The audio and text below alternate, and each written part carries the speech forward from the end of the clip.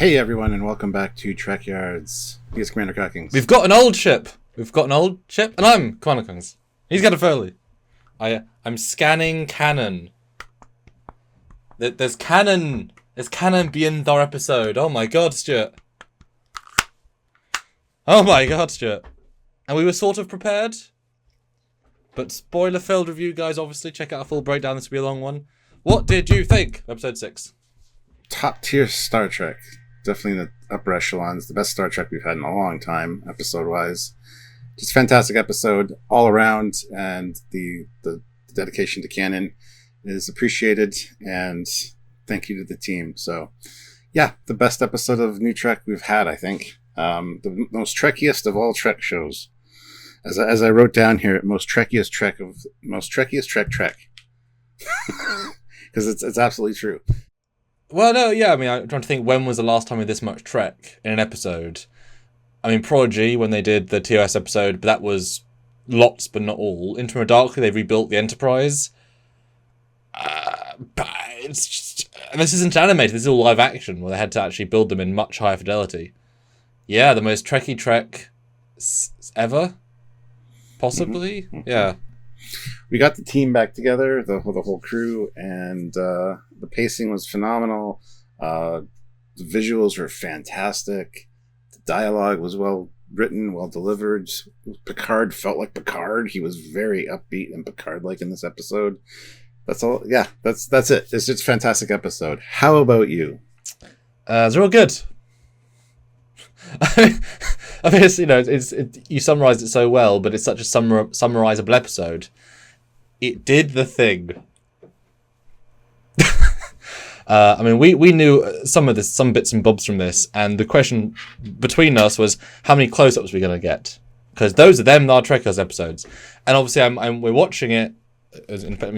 I'm watching it, and it's like, okay, well, when we get in the museum, what are we going to see? Because, the big, broad open shot is lovely. It's like, look, but the close-ups where it's at to show the detail, and we did get them, and how to integrate them. And having Seven literally give a tour to Jack and have all those emotional beats was glorious. We thought this stuff through, so the Bird of Prey was no big reveal, but it was well done, well handled. I really liked, actually, how they did... Well, but first of all, LeVar Burton, great. Different La Forge I was expecting. He's never been that professional before, because he's a whole different man, really. And it's worth pointing out that Jack would be a Trekyards fan. He liked the ships before he knew who his dad was, so... Yes, that was fun to hear he liked ships. But no, I mean, he was very interesting because, I'm not going to come along. And then right at the last minute, a very believable swap to, well, damn, I'm on the ride now. Because I was wondering, is he just going to be staying here and help from afar? Nope, he's there. And obviously the shore moment with him was adorable to see the hard-assed, you're legends, but get the F off my ship to, hey, Miss La Forge, sign my warp reactor. But it's so believable. And everybody. I mean, certainly wasn't expecting as much data, lore, lol, sung as we were going to get. That I knew lore was going to be there, obviously, but that was the entire. It really was. The point was to get everyone back together. That was actually the point of the episode, and now we can move forward with sort of batches. And I can confirm, Stuart, that it is a changeling. It's not just a hand, Stuart. So those naysayers, nope, not just a hand. That moment, I really expected to see somebody like Odo. I was like, "Oh, what's going on here?" So that was a nice kind of double twist. Yeah, I thought it was gonna be a classic changeling, as like we're here to get you out of this, and then like Valek's team show up and say, "Nope," but neither here nor there. The museum reveal was good. We guessed a lot of those ships early on with the very blurry picture of the Fleet Museum. We got the shapes right, even though you couldn't really see much, so I'm happy about that.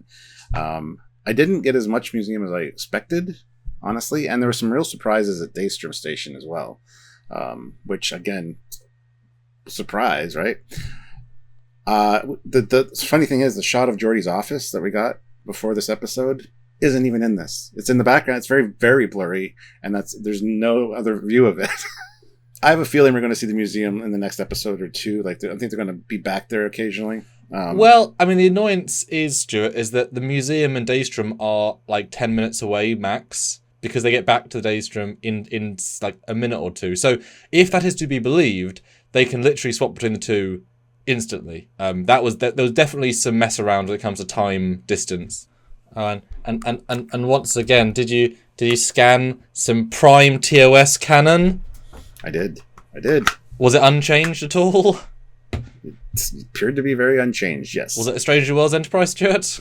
No, which is weird, because if you look back at Season 1 of Picard, where he's at Starfleet headquarters and he looks up, and you see the Enterprise D, and then Strange New Worlds Enterprise, it's like, oh. So what were your first reactions of the museum? Is it what you expected or not? I mean, it's pretty. I mean, they it's amazing how just a nice-looking planet with some nicely lit shots that aren't contrasty and dark just looks nice. That's how Trek ships tend to be lit, etc. I was certainly doing the model maker CG brain, trying to dissect which model's which, as in if that's a stone model or, and obviously we'll do that for every single ship. So wait for that, guys. But I was certainly amused by some of the choices for like, oh, you did that, but not that. You did this, but not this. Because I'm obviously going to notice in a way that most aren't. But certainly, like I say, the 17 was lovely. The way, well, I was about to say the way they integrated the Titan was fun. But obviously the Titan, there's this great shot where, and it's not at all subtle, Terry. Adam Sung's like, and it's all about evolving, moving forward from one to the next. It cuts from the Connie refit to the Titan as if, look, it's cutting from one era to the next, but spiritually the same. Yeah, not subtle at all there. Yeah, parked it right in front of the refit, yeah. Problem is, the Titan is over 2.5 times the size, or is just about 2 times the size of the refit, so it would not fit in that berth. Well, like I said, I think we're going to see more of the museum, so we might get more pans of these ships, so, yeah. That is true. Obviously, they use the Picard version of the Romulan Bird of Prey, but I can forgive that more, I'll accept that. And besides, it's not as if the one from Bat's Terror survived to be in a museum. So it makes more sense they would there'd be another mission with another version, and that happens to be that version, so that I can accept, that's not a problem. And obviously, they even call out, it is Earth Space Dock, and they're kind of amazed by it. So it all around just gorgeous. Yeah, very shocked, no interiors. I was certainly waiting for a literal, Titan corridor, and they're walking to a transport room. It's the same sets with slightly different lighting. Didn't get a single second of that.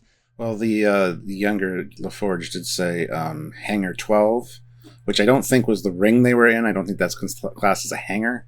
Because it's kind of brushed off, like we'll get to that later, and that might be where the Enterprise D saucer is, because in Picard Season 2 you do see that on the plaque it says that it's at the Starfleet Museum somewhere. Didn't see it, so it could be it's inside, obviously. That could be what Hangar 12 is that they're referring to. There was no B, C, D or E.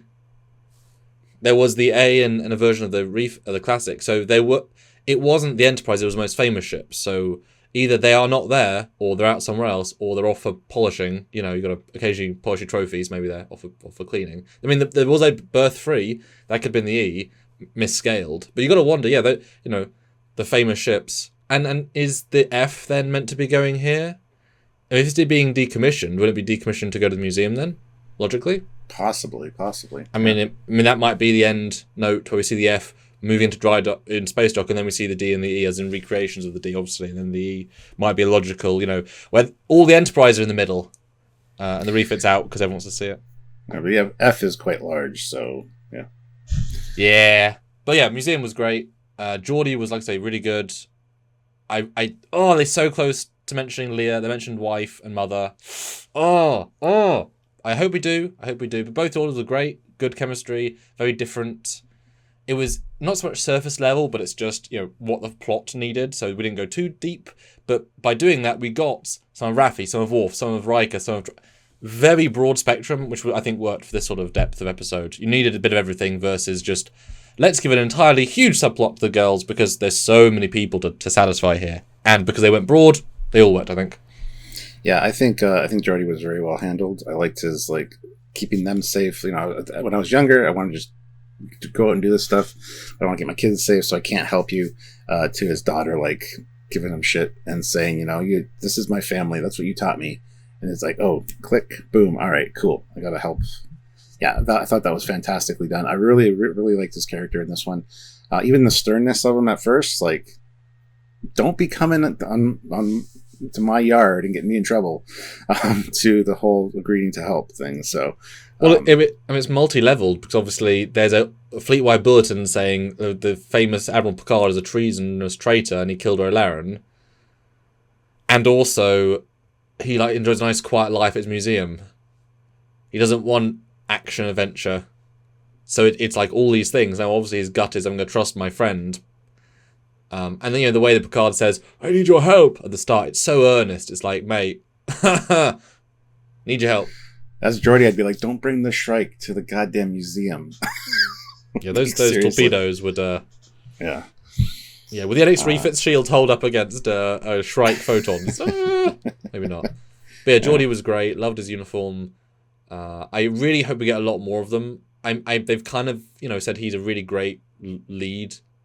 Now he's in the show, he can be acting, so I'm assuming he's going to take over, at least for one episode being a major.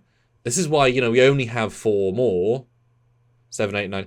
And it's like now the band is finally back together, at least all on screen. It's like now you want to see them all. But now we're running down the clock of episodes.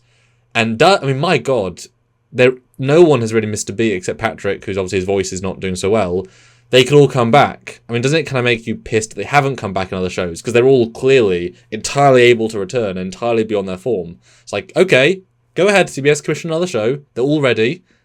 And imagine doing a Geordi show at the museum. Boy! The fans would have loved that. A museum show. Okay. Yeah. Oh, yeah. Do it.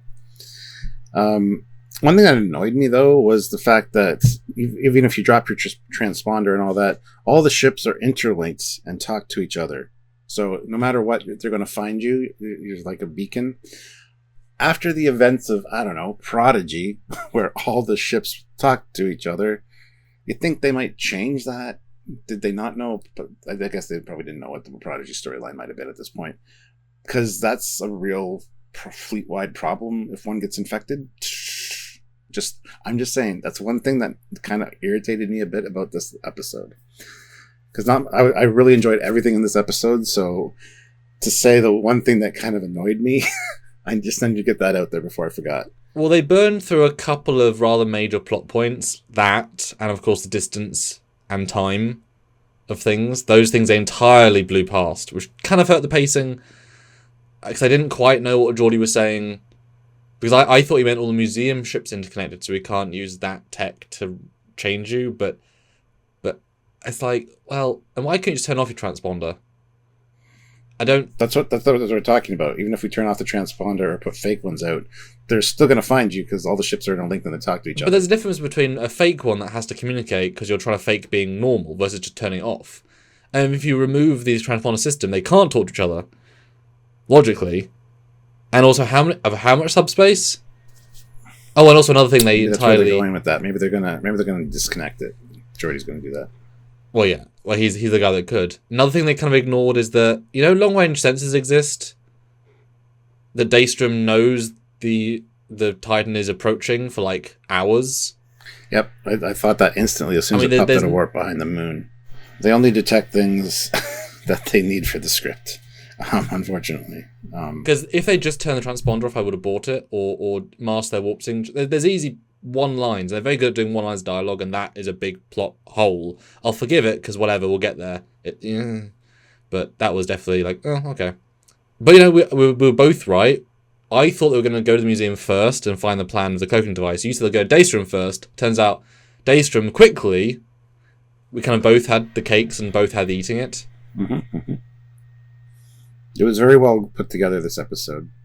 So I can forgive all of the time issues and distance issues. Honestly. Yeah, everything else was so solid. And the script was good. I mean, even if people only had a couple of lines, they were good. Riker was in it, not a ton, more reacting. Well, I mean, everyone was in a medium amount, but, really, really solid. Did you notice, first of all, I like the idea of the synthetic with Android interface for data, and all of them incorporated in there, even AI soon. Pretty sure we said that as probably, at least we said data and law. That was very much what we said. But he referred to himself as the Daystrom M510. So, M5, ultimate computer, and so yeah, the Daystrom M510 Android. I kind of like that. I thought that was well done. Oh So dear. even 10th gen, that thing will mass destroy things.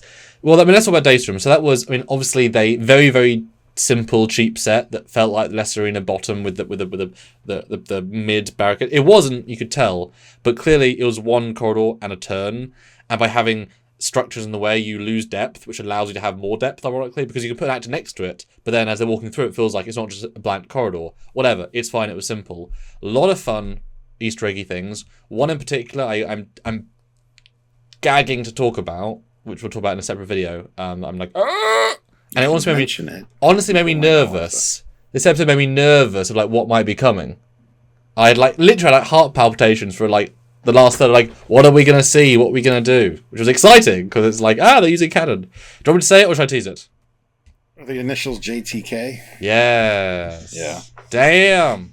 Anyway, however though, Moriarty in it for 4 lines and all of what, a minute of screen time? I mean, talk about putting your best bit in the trailer and nothing else. What do you think about that, Stuart? Because we've been leading on to that for months now. Yeah, it's kind of obvious now in hindsight. It was kind of a red herring because people have been saying that he's going to play a bigger role. He's going to be the readiest of herring. But I think that was very well played, honestly. The Easter eggs are pretty phenomenal. It's kind of morbid, honestly, but we'll talk about that in a separate video. The whole JTK thing. If you don't know what we're talking about, subscribe and make sure you don't miss the content we have coming out. So yeah, there's some surprising things in Daystrom, and I love the whole Section 31. Huh? Riker's like, huh? You know, the Black Ops undercover. Nobody knows about it. Organization. Yeah, I know about them, but I thought that was hilarious. That was kind of like a backhanded thing about Section 31. That was really great. But apparently they have their hooks into Daystrom Station, and they got a bunch of stuff there. So well, I mean, you got to put stuff somewhere. And ironically, the best place to hide stuff is in plain sight. If you put it in with normal Starfleet intelligence stuff, who's to say what is what? But I definitely thought, I mean, I liked Moriarty's appearance, but I can imagine the actors like, oh, I'm back on Star Trek. How many lines do I have? Oh, well, it's nice to be back. Certainly more would have been nice. I mean, he might be back again, but certainly when the actor said, oh, I'm just in it for a day, and you said you can do a lot in a day. Yeah, but a day can be very short as well. And I think pretty sure they were basically implying saying he wasn't really Moriarty. He was just he's not. It was a projection from the Data character. Yeah. So it was fun in that respect. And then I definitely I called out Law for being the AI. Good, makes sense. Well, it was the amalgam. We'd said there are easy ways of aging and have not be a problem. We'd said it's probably going to be an amalgam of Law and Data because that allows Brent to play both, which as an actor, split personality is something he hasn't done before that many times. Brent's done a lot, but that's a really powerful move because, you know, seeing him be Data, but not being old Data in the sense of he didn't feel like Nemesis Data because he actually allowed his mouth to move more, it felt like. He had a more subtle expression, but his mannerisms stayed the same. It was very interesting to see Brent's performance. And I did, you know, I felt something genuine and big and slightly teary-eyed when we got, you know, Geordi's bit, welcome to the team, Worf and Geordi, you know, and then Data comes in and the music sways in, and it's just like, oh, this is strong. As Picard says, I've watched him die twice. Yeah, him dying twice was brought up. Yeah, that's like, I mean, yeah, because other seasons keep killing our characters, but it's fine because they're back. But that is different, and you always want different. And I'm so freaking glad they retconned B4. So freaking glad. It never felt good. Literally threw him in a drawer. Just not important. Oh, he's corrupted. No. That was great. I kind of wish they'd retconned it at one step further, being, oh, he's always been usable. It's just the fake one was in the drawer because Section 31. I would have liked if that was the twist, but the way they explained it was perfect. And lol, finally a lol reference. God damn it, 3 seasons too late. I mean, that's going to be a hell of fun to have him play everything. Yes. Yeah. And if they solve it at the end, he could be back for good again. And we called that very early that he's going to be switching between. So I like that. And I was at the best of times because remember that scene from the trailer where Geordi's like, Lore, and he's behind the door like, that's probably a critical moment that they need Data to do something. Oh, it's really exciting. To see it, because that's what we would do. And we know a lot about canon and storytelling. That's like really exciting. And then, of course, the giant reveal at the end, which did feel like a giant reveal. I will say, what is the actual season about? Oh, yes. Jean-Luc Picard's body, which goes back to the morbid factor of Daystrom Station, because, yeah, the JTK thing. Yeah, so this now I'm convinced they might be tying into some Borg issues, maybe some Borg nanites or something that were remaining in his body.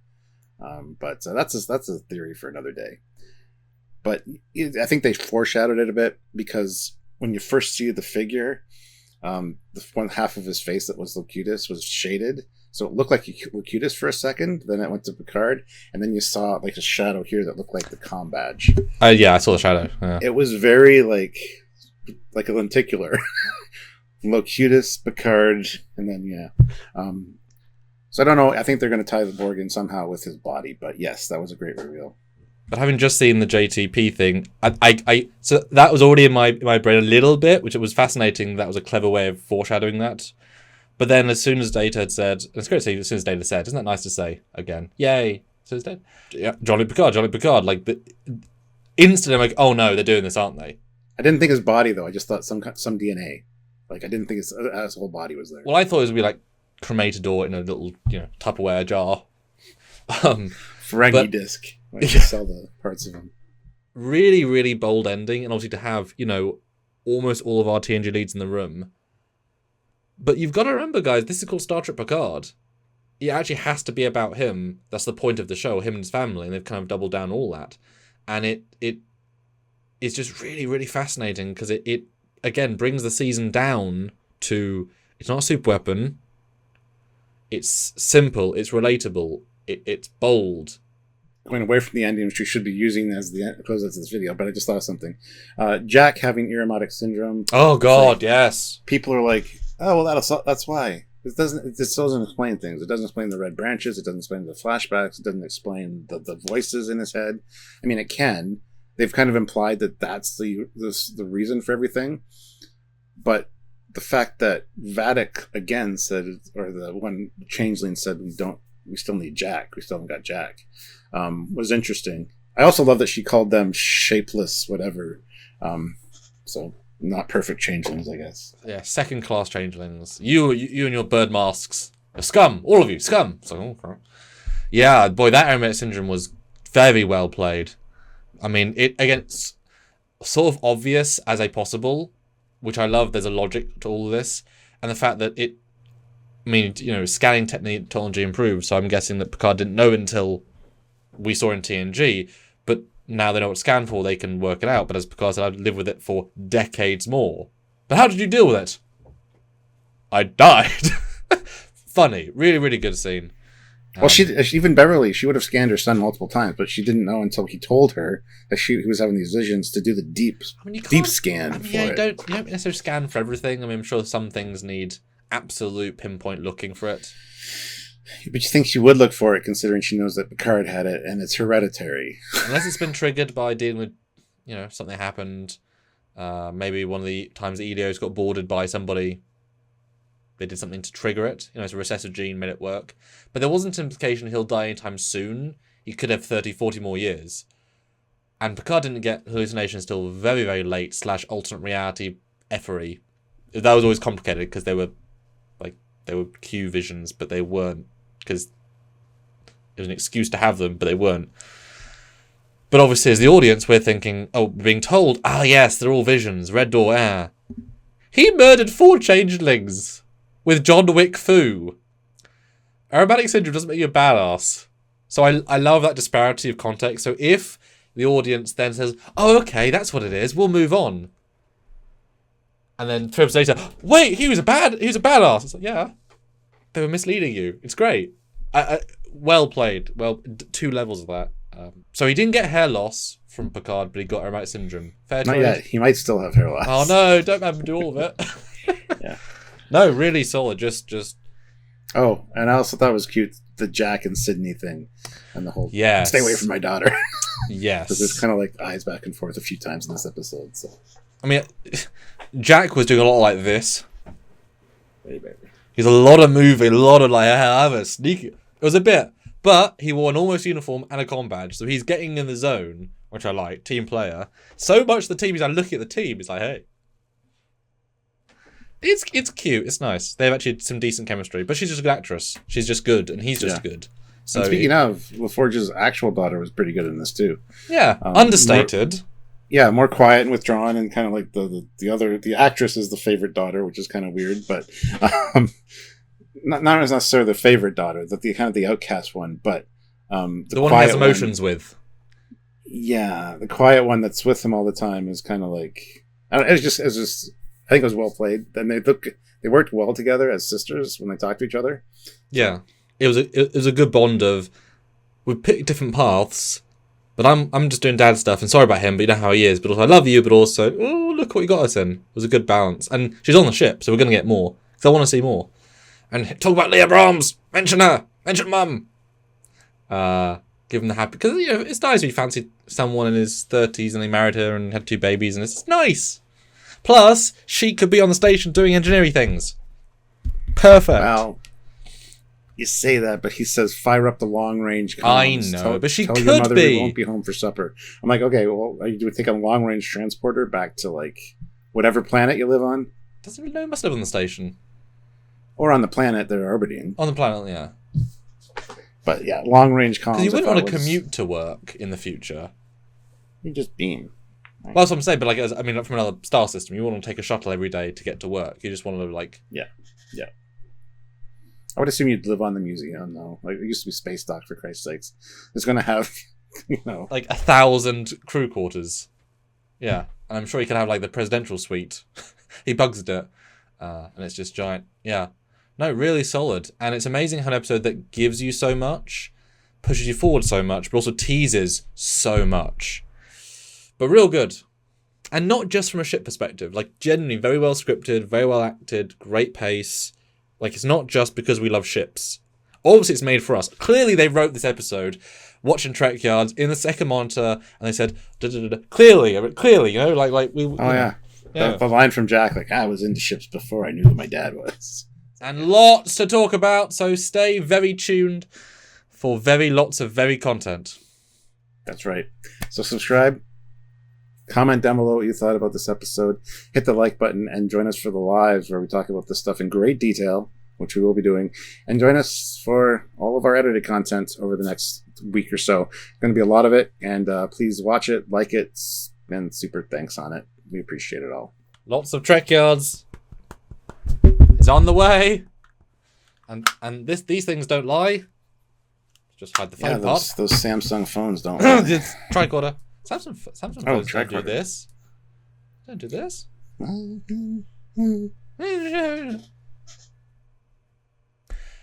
You go watch next video, guys. Go click on it right now. Go enjoy. So until then, he is the amazing Catafoli. That's right. And he is Commander Calkins. And you'll see us next time. Yes, you will. Bye, guys. Bye, everybody.